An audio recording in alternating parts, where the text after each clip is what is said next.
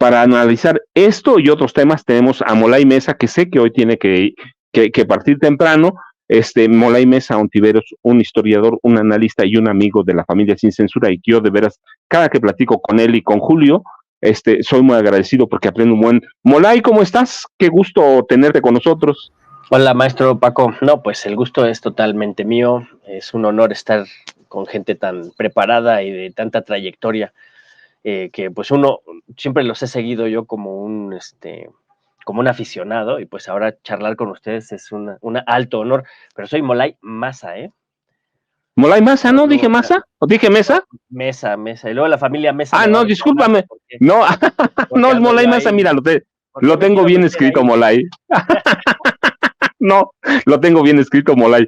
Fue un lapsus ahí, Molay Masa. No, Y no, pues soy déjenos como el saludar hermanito de Malcolm, esa no es tu familia. es- sí, es cierto. No, Molay Masa, una disculpa.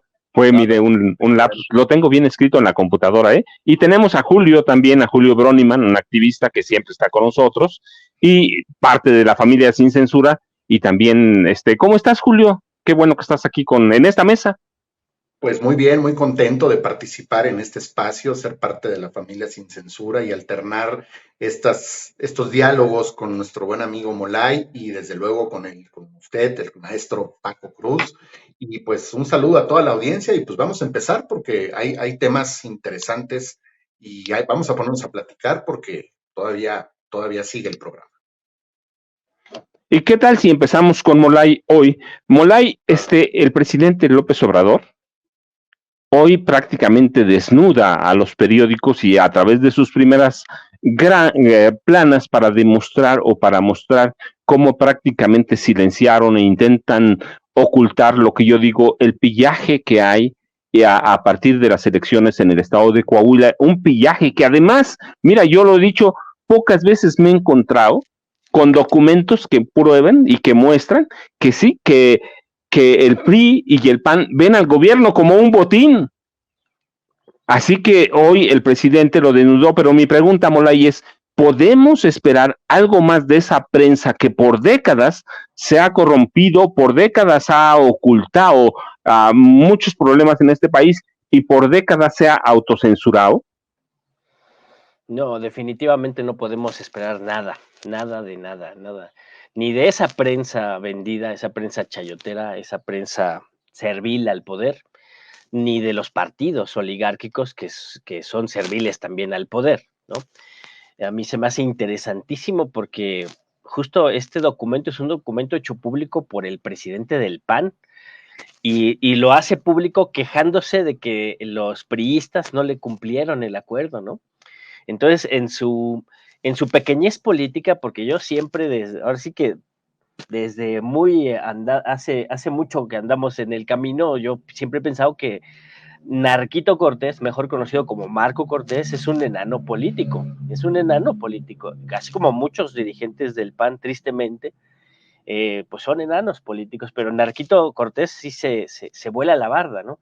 Entonces, desde su pequeñez, desde su falta de visión, desde su falta de preparación, desde su impunidad, ¿no? Porque además es un acto de impunidad, es un acto de desparpajo, es un acto de soberbia, ¿no? Hace gala de cómo conciben el Estado, de cómo conciben el gobierno y de cómo hacen los cuchupos en lo oscurito, repartiéndose las canonjías y echan por la borda todos sus discursos, su retórica vacía, pues la echan por la borda, ¿no? Porque justo en esos documentos no solo se evidencia cómo conciben el Estado, porque no solo el gobierno, es una concepción del Estado, conciben el Estado como un espacio para hacerse ricos, un espacio de saqueo, un espacio de apropiación, de privatización de lo público, así es como conciben al Estado, y cómo conciben a los instrumentos estos autónomos del Estado, también como canonjías, como mercancías, como monedas de cambio, ¿no? Tanto que se desgarraban las vestiduras con el tema de la autonomía y de la necesidad de los institutos de la transparencia, con la autonomía y la necesidad del Instituto Nacional Electoral, ¿no?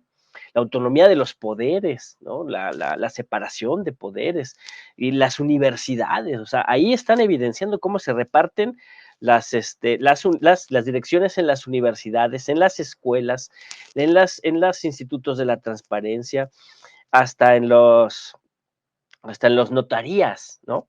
Se reparten y entonces así conciben ellos los espacios de gobierno, de poder, de administración, de toma de decisiones, de representación pública. No la entienden y lo están demostrando con un documento, ahora sí que lo están documentando. No entienden ellos los espacios del Estado y del gobierno como espacios de democratización, de servicio, de apoyo, de seguimiento, de ayuda, de resolución de problemas, ¿no? No lo entienden así en lo más mínimo, lo entienden como simples monedas de cambio, como simples espacios de saqueo. Y los medios de comunicación, pues están siempre subordinados al poder del dinero, ¿no? Tenemos partidos políticos, estructuras político-administrativas subordinadas al gran capital históricamente y medios que traicionan su papel de medios de comunicación, ¿no? Traicionan los principios deontológicos, la ética de los medios y se convierten en simples herramientas de manipulación y de control ideológica, política y mal informadora en aras de el poder, en aras del poder económico, porque al final muchas de esas empresas son eso, son también empresas, hacen negocio con la mentira, hacen negocio con los bulos, como dicen por allí, venden pescado podrido al pueblo y desgraciadamente esto también construye subjetividad y troquela la mentalidad de las poblaciones, o sea, tampoco es cualquier cosa, ¿no? Una empresa que controla el espacio radioeléctrico, una empresa que hace televisión, una empresa que hace prensa, es también una empresa que genera cultura y que está en la batalla cultural. Y creo que ahí hay que poner muchísima atención porque no es poca cosa. Si bien se están evidenciando, se les ven las costuras tal cual son, eso no quiere decir que ya con eso los vamos a derrotar, sino que todavía hay una lucha muy importante que emprender para derrotar políticamente, históricamente, culturalmente esas propuestas políticas que están ahorita en la lona, y el gran enemigo a vencer pues son esos medios de comunicación, esas empresas de manipulación masiva, que es donde hoy milita la reacción, hoy milita allí el conservadurismo, hoy milita allí la derecha y el golpismo, porque democráticamente hoy menos que nunca tienen nada que ofrecer. Julio, estupidez, cinismo o ambos en esas dos hojas que veíamos mientras nos explicaba Molay lo que opina, cómo ve ese problema de la prensa, cómo ve los partidos, la concepción de los partidos políticos, la concepción de estos hacia el Estado mismo. Sí, que yo me pregunto, ¿es estupidez, es cinismo o es ambos o ya verdaderamente perdieron toda la vergüenza, perdieron la dimensión? Mira, yo les decía, yo no recuerdo, aunque he documentado algunos casos de personajes, por ejemplo, como Isidro Fabera, el padre de la diplomacia moderna de este país, que en un libro que se llama Pueblecito Mío, que además de veras que es muy rico, el libro termina confesando que mató lo que hizo, robó todo lo que hizo por órdenes del general Manuel Ávila Camacho, o yo recordaba una, un diccionario biográfico del Estado de México que me entregaron 3 meses antes de las elecciones de 1999, y cuando abres la página en la letra M, dice Montiel Rojas Arturo, gobernador constitucional, y yo digo, ¿cómo saben que iba a ganar si eran 3 meses antes de las elecciones? Entonces, pero mira, dos documentos, bueno, un documento en 2 hojas con las firmas de Marco Cortés, de Alito Moreno, Rubén Moreira, de Manolo Jiménez, atestiguando el pillaje. ¿Qué es esto, Julio? Híjole, pues es un tema muy interesante porque yo en lo personal me atrevo a decir, bueno, no sabemos exactamente cómo pudo haber sido, si fue un error, si fue una equivocación o fue sin querer, pero creo que a estas alturas del partido este tipo de situaciones no suceden por casualidad. Posiblemente alguien, quizás, no lo sé, es un comentario nada más, alguien pudo haber filtrado esta información, alguien pudo estar generando este tipo de señalamientos, porque debemos de considerar y tomar en cuenta que aún así, dentro de la misma oposición de los que son ahora opositores, hay una lucha interna y un golpeteo interno precisamente para reposicionarse, para ver qué grupo, si es el PRI, si es el PAN, si son los de este grupo, si son dentro del mismo PAN hay grupos, dentro del mismo PRI hay grupos. Entonces, posiblemente alguien pudo haber, me atrevo a decirlo, haber filtrado algo de información al respecto. Pero lo que sí es cierto es que es un documento muy comprometedor, donde una vez más se está haciendo prácticamente una radiografía o un corte estratigráfico de la realidad de lo que vienen siendo todos estos grupos opositores, ¿no? La manera de cómo se reparten el pastel y de cómo están operando precisamente a la vieja a usanza de la época de la docena trágica, es decir, los 12 años del PAN, e inclusive de todos aquellos sexenios priistas, ¿no? O sea, me refiero a todo el régimen y a todo el periodo neoliberal. Sabemos perfectamente que si hablamos con la gente, es muy común que sin ser expertos y con las experiencias que se tienen de un pasado no muy lejano, pues es bien sabido cómo se operaba dentro de los mismos partidos políticos, cómo se repartían el pastel y cómo los favorecidos, en pocas palabras, eran unos cuantos, ¿no? Pero simple y sencillamente estos personajes son tan cínicos que aún así van a tratar o van a intentar de minimizar esta situación y sobre todo que no han ido aprendiendo a partir de sus propios errores, ¿no?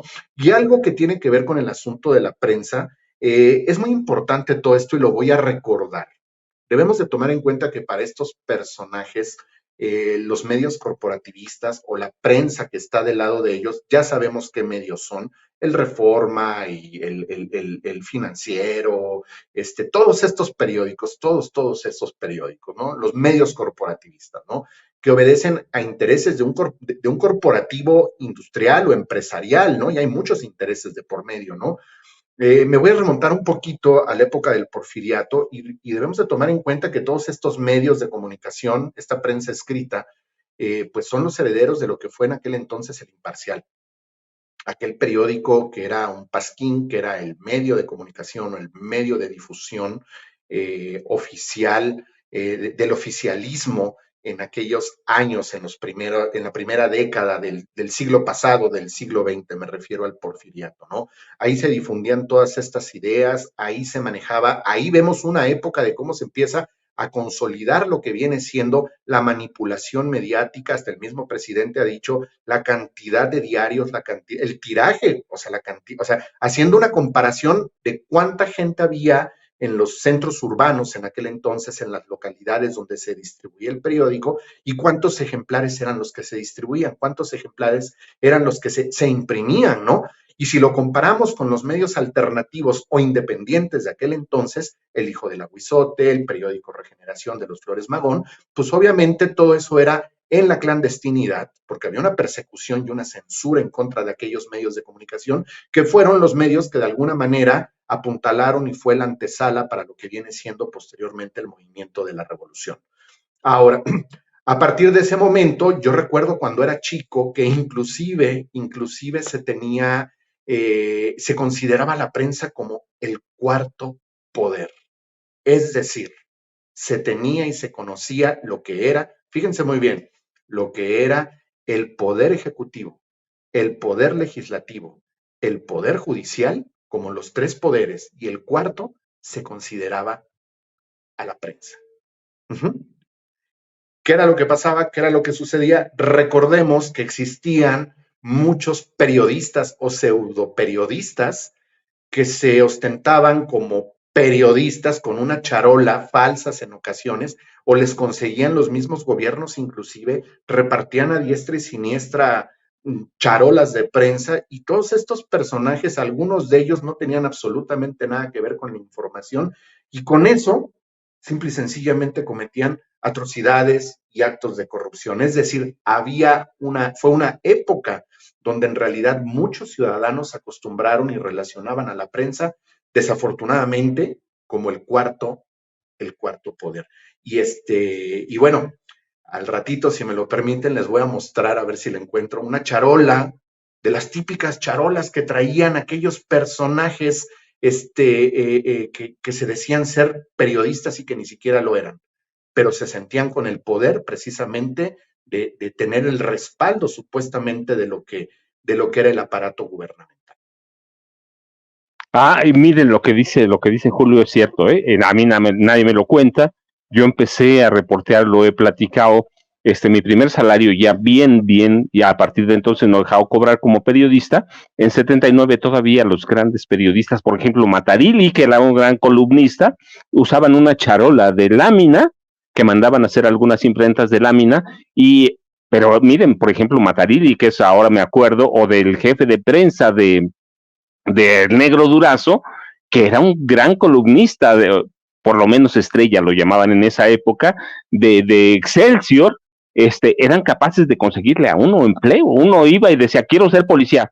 Hablaban por teléfono, llamaban o mandaban una carta y ya, punto. Pero es como nada más parte del recuerdo. Molay, en ese contexto, la prensa, y lo podemos ver a partir de las elecciones con claridad 2018, esa vieja prensa corporativa, pues prácticamente no influyó en mucho porque no pudo frenar la llegada de Andrés Manuel López Obrador, y recordamos que la guerra era durísima. Hoy, ¿cuánta influencia puede tener esa prensa que, si bien es cierto, tiene un sector duro todavía, el sector panista, el sector priista duro, la sigue, no digo periodista porque ya es un partido marginal, pero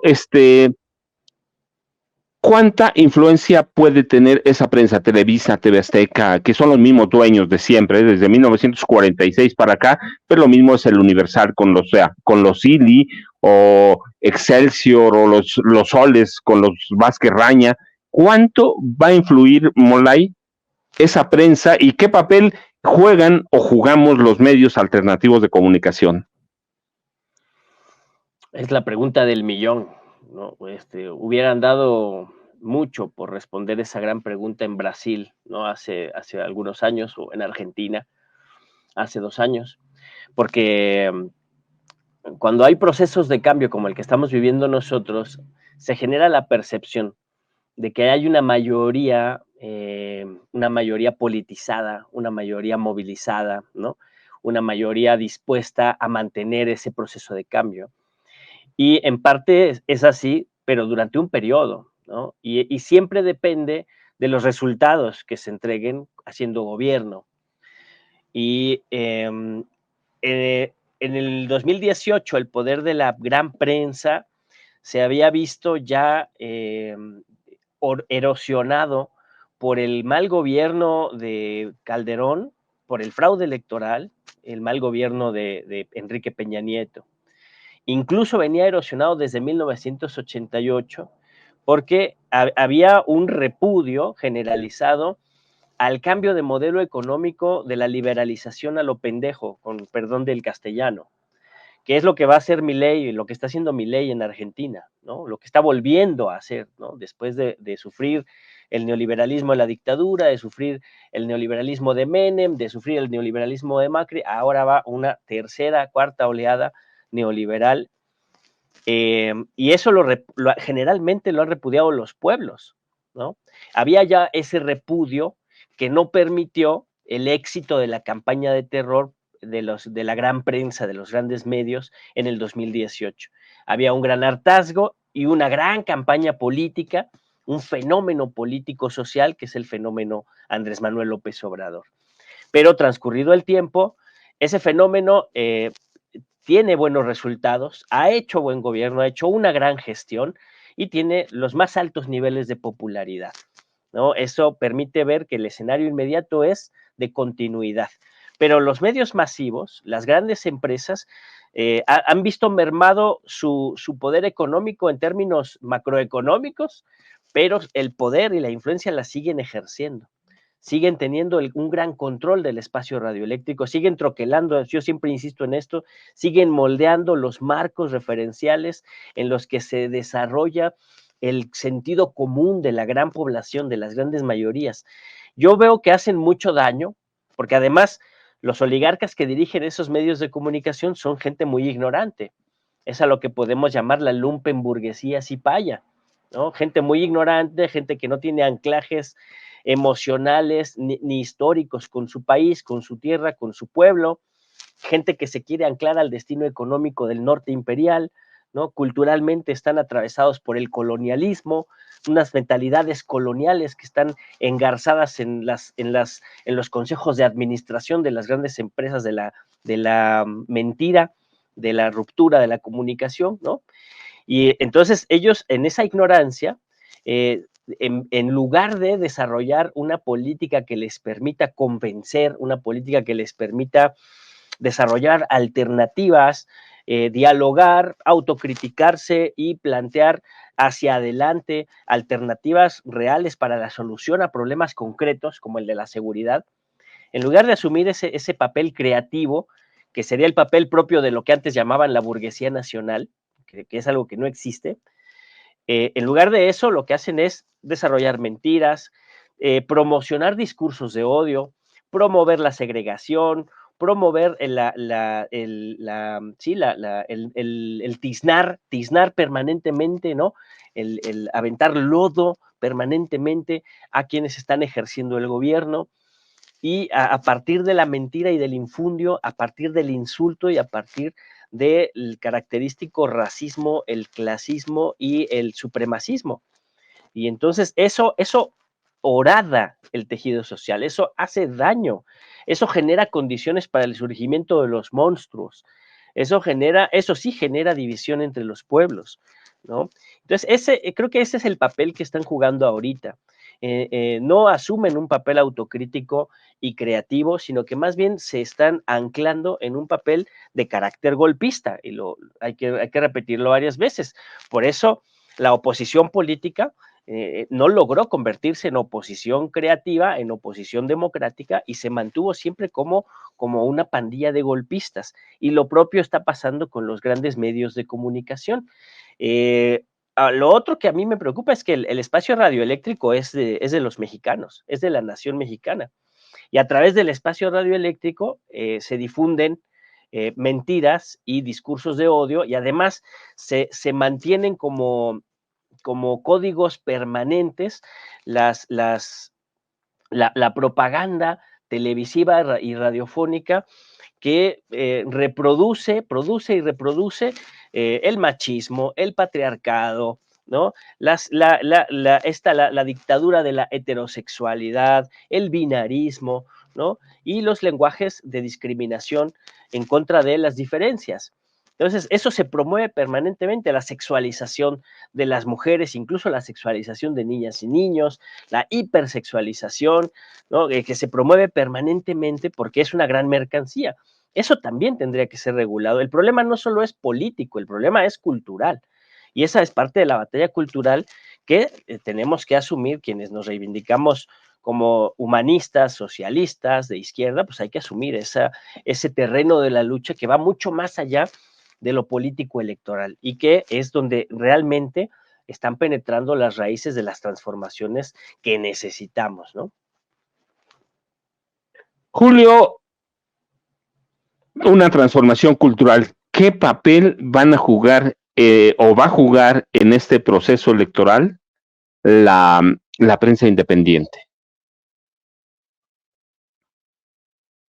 No te escuchamos. Ahí está, perdón. Antes de tocar el tema, les voy a mostrar lo que era una charola que la encontré en algún momento en las chácharas ahí en la Lagunilla, y pues dije, venga para acá, que dice prensa, cuarto poder, reportero, como si fueran placas de policías. Obviamente estas eran mandadas a hacer a modo, en cualquier lugar, y muchos personajes que Qué se ostentaban, interesante. que se la querían dar de periodistas para andar impresionando, para andar charoleando, pues utilizaban este tipo de placas, había muchos tipos, y este es completamente hechiza. Yo nada más me imagino cuántas atrocidades el portador original de esta charola o placa de prensa de cuarto poder, de reportero, cuántas atrocidades no cometió.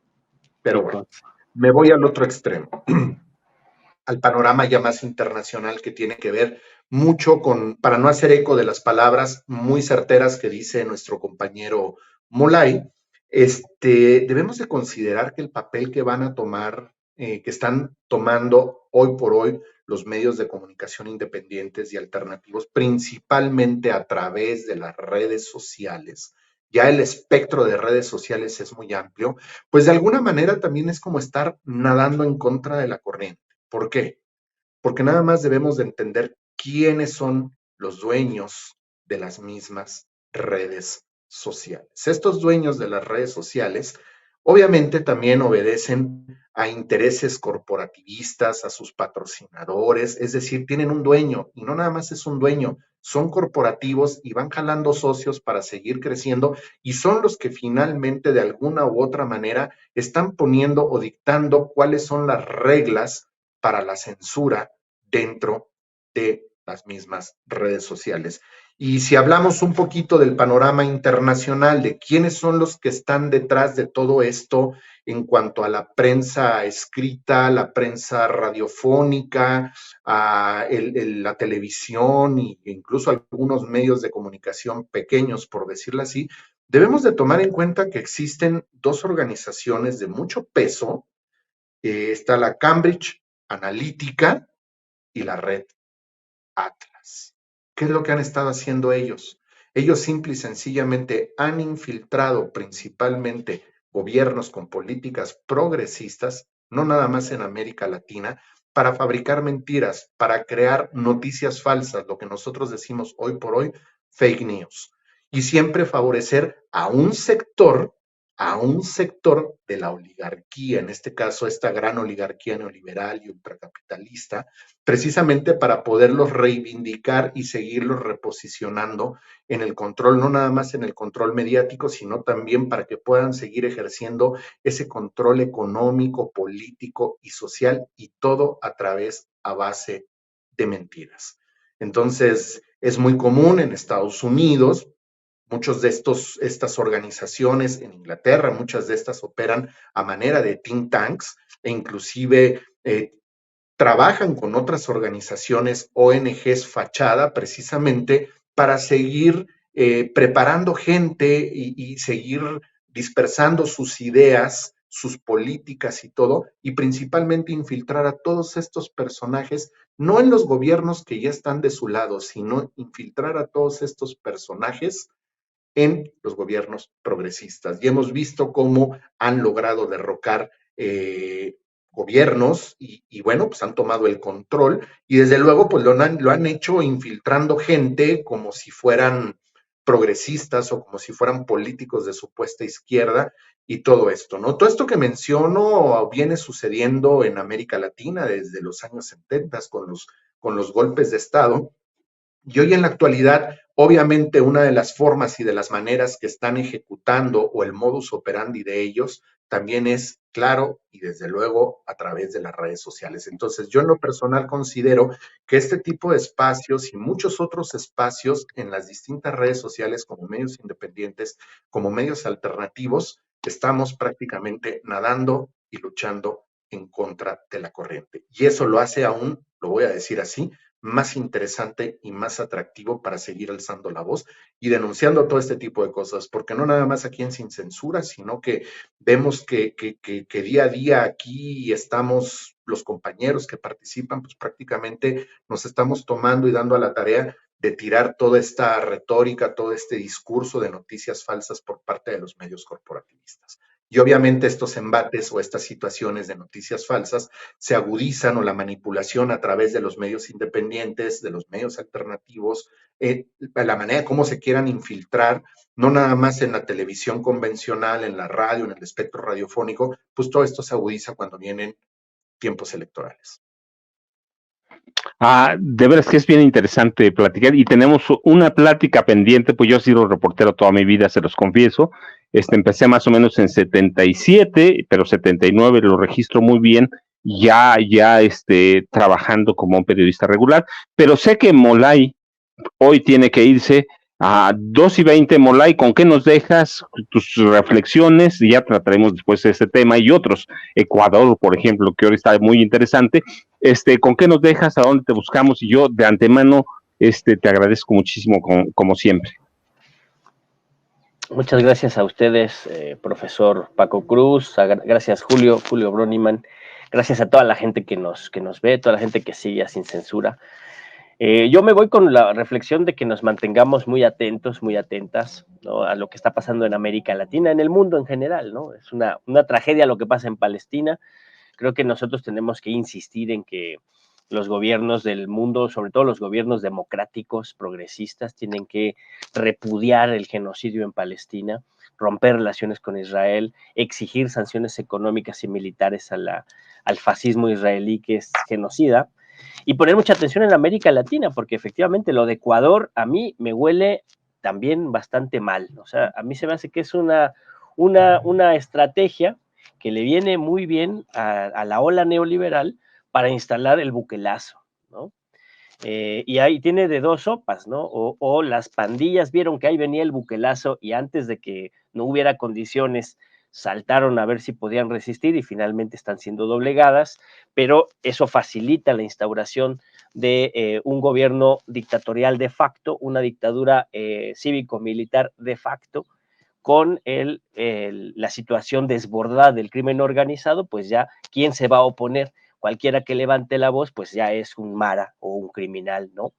Y estar desde el 2016 a la fecha, los pactos con el gobierno, el desmontaje del Estado, la pérdida de derechos, la pérdida de soberanía, la destrucción de lo que se llamó la Revolución Ciudadana, pues ha generado las condiciones que hoy permiten ese buquelazo en Ecuador, después de una gran descomposición, como lo vimos en El Salvador, y seguramente lo usará Milei, ¿no? Cuando salgan a marchar en el paro nacional del 24 de enero, los y las trabajadoras de Argentina, ya lo veremos, Milei dirá, esos son criminales como los que voltearon de cabeza Ecuador. Y entonces necesitaremos mano dura, dictadura cívico-militar, para pasar todo el plan neoliberal sin ninguna oposición democrática. Entonces hay que poner mucha atención en estos fenómenos, porque son fenómenos que se gestan a partir de los errores del campo progresista y a partir de los embates de la comunicación miserable de las empresas que se dedican a mentir y de donde no se gana la batalla cultural, ¿no? Y pues eso, como reflexión, que nos quedemos muy atentos y pues me encuentran en redes sociales, Molay Maza, Facebook, TikTok, Twitter también, bueno, ex, ¿no? Molay Maza, y pues en la 4TV, allí trabajamos, allí hacemos entrevistas. Yo no tengo el honor de ser periodista, pero desde mi experiencia como histeriador y falsósofo, hago la luchita para hacer entrevistas más o menos buenas que nos ayuden a comprender mejor el mundo en el que vivimos.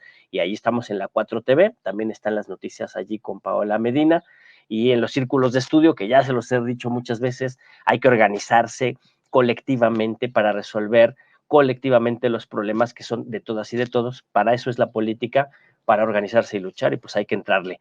Muchas gracias y que tenga muy buena tarde. Yo me voy corriendo por mi niño a la escuela, por eso tengo que dejarlos, porque hay que ir a la escuela por el niño, entonces, y llevarlo a comer y todas esas cosas que hacen los papás. Entonces, pues, Molay Maza Ontiveros, recuérdenlo. Un abrazo grande, y después de Molay Maza nos quedamos unos minutos para las reflexiones de Julio, y él tiene un tema que comentarnos antes de despedirse y todo. Primero sus reflexiones, el tema y a dónde lo encontramos, que ya saben, yo de antemano también con Julio, un abrazo Julio, y agradecido contigo como con Molay por estas mesas de reflexión, más que con mesas políticas, mesas de reflexión. Julio, ¿con qué nos dejas? ¿Cuál es tu anuncio y a dónde te vemos? Bueno, primero que nada, con esta reflexión que quiero hacer al respecto con el asunto de lo que está sucediendo en Ecuador, creo que tiene mucha lógica con lo que mencioné hace rato en la participación anterior, con el tema de los medios de comunicación, con el tema, inclusive lo podemos llevar más allá como parte de una estrategia de querer pretender crear o fabricar un autogol, es decir, un golpeteo, un golpe blando, pero orquestado directamente desde la misma cúpula o la élite del poder, precisamente para poderse victimizar y poder justificar el uso de la fuerza y la creación de un estado totalitario, un estado de excepción y absoluto precisamente para poder tener el escenario propicio para que puedan correr todas las ideas y las políticas ultra mega neoliberales en el Perú, ¿no? Digo, hay que estar muy atentos a ver qué es lo que sucede. Sería interesante ver qué es lo que está sucediendo, investigar va a ser muy difícil, qué es lo que está fraguando la misma CIA, qué es lo que está fraguando, cuál es la opinión de la misma OEA, la Organización de Estados Americanos, qué es lo que está sucediendo y también cuál es la opinión de la ONU, porque ahí puede haber un hilo conductor como para poder empezar a entender ya con la experiencia que se tiene, sobre todo en América Latina, porque América Latina lo han utilizado muchas veces como laboratorios de experimento social precisamente para poder desmontar y derrocar a gobiernos progresistas. Y lo han logrado. Ahorita no es un gobierno progresista, no es un gobierno de izquierda en Ecuador, pero a mí se me hace también como muy raro que de repente el pretexto de las pandillas, el pretexto del crimen organizado lo estén tomando como que nos quieren venir a quitar el poder y el control, pero realmente yo creo que no es para que se vayan contra estos grupos, efectivamente, hacer lo que está sucediendo en El Salvador, pero de paso tener un control sobre toda lo que viene siendo la población civil, ¿no? O sea, como en un estado de excepción no puede haber reuniones, obviamente va a haber un asunto de censura y de represión hacia los medios de comunicación y obviamente los medios independientes y alternativos por allá, híjole, yo creo que la van a estar pasando muy mal, muy mal. Sería interesante poder hacer un enlace con comunicadores independientes de Ecuador para que a través de este tipo de espacios se pueda tener información al respecto de información de primera fuente y de primera mano, que sea información veraz y oportuna de lo que está sucediendo y de lo que muchas veces los medios corporativistas callan. Bueno, ese es mi comentario y ahora quiero pasar a otro punto. Los quiero invitar a todos, precisamente porque el día de hoy, jueves 11 de enero, enfrente de Palacio Nacional, ahí pegado casi a la calle de Corregidora, vamos a llevar a cabo una celebración, una serenata. Pero esta celebración y esta serenata es para conmemorar por adelantado el cumpleaños de la esposa del presidente, la doctora Beatriz Gutiérrez Müller. El evento va a empezar a las 7:30 y vamos a terminar a las 10 de la noche. Esta no es la primera vez que yo en lo personal, junto con mi compañera Julia Klug, al igual que con otros compañeros y amigos también activistas, hemos estado organizando este tipo de eventos. Este evento es muy importante porque también lo hemos hecho para conmemorar el cumpleaños del presidente, prácticamente desde que empezó el sexenio. Y hemos tenido la respuesta del mismo presidente agradeciendo este tipo de eventos que se organizan, que son del pueblo para quien es el presidente de todos los mexicanos, ¿no? Pero en el caso de la doctora Beatriz Gutiérrez Müller es muy curioso porque esto es algo histórico. Realmente jamás se le había llevado serenata, es decir, jamás el pueblo se había organizado para conmemorar el cumpleaños de esta forma y de esta manera a ninguna de las esposas de los expresidentes. Y esta es la primera vez, es la tercera vez que sucede esto. Es algo muy interesante porque simple y sencillamente pues es un evento que es del pueblo para quien es la esposa del presidente. Quiero decirlo así, la doctora Beatriz Gutiérrez Müller, desde que antes que empezara el sexenio, ella dijo que no iba a tener las funciones de una primera dama, pero en realidad ella es una mujer que se ha comportado como una dama de primera porque ha puesto en alto el nombre de la mujer mexicana en todo el mundo. Entonces, le vamos a llevar la serenata el día de hoy, va a ser de 7 a 10, 7:30, 10 de la noche, va a estar muy padre, ojalá nos puedan acompañar, va a haber café, va a haber pan para los asistentes, van a ser un poquito más de 2 horas de mariachis, va a estar padrísimo, ojalá nos puedan acompañar y pues bueno, vamos a seguir haciendo otras actividades. Esta actividad la estoy organizando con mi compañera, la activista Julia Klug, a quien le mando un saludo, y también, bueno, quiero ser honesto, quiero agradecer a todas las personas que voluntariamente han estado aportando con poquito. Se hace lo suficiente para poder hacer un evento de esta magnitud. Y quiero reconocer la labor de los compañeros, de algunos hermanos y compañeros migrantes y algunos compañeros también de aquí de la Ciudad de México que se han sumado a esto para cooperar, para que pueda hacer realidad una vez más este evento.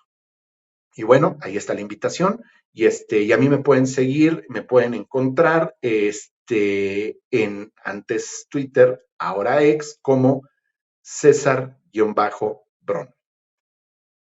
Julio, yo te agradezco infinitamente como cada jueves. Yo te agradezco, te mando un abrazo. Y ahora yo me quedo un rato, y sé que te vas, pero me quedo un rato porque nos acompaña como siempre en una charla, yo no digo una vez, a mi amigo Jaime Hernández. Así que Julio, muchas gracias. Y miren, no lo hago esperar más. ¿Qué le puedo preguntar?